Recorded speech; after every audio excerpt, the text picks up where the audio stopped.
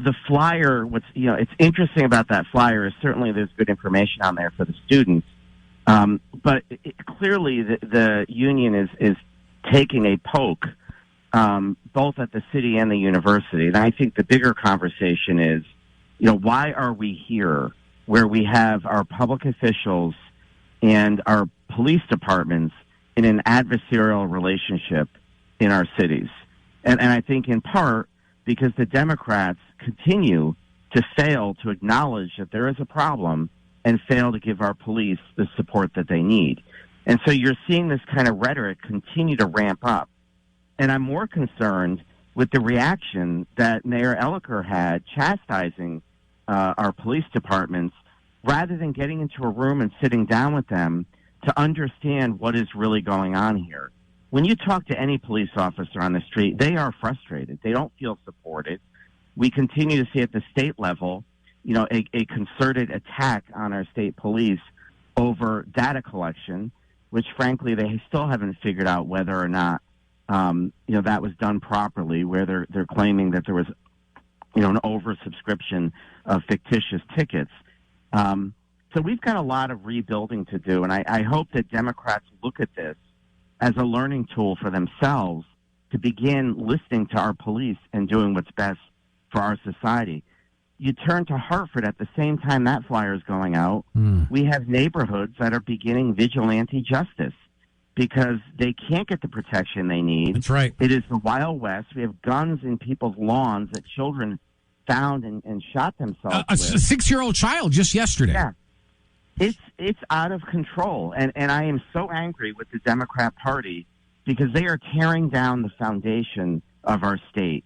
If you lose public safety, if people lose the trust in their security, you are going to see vigilantism. I've warned about it for years now with where they were going, and it's starting to come to fruition.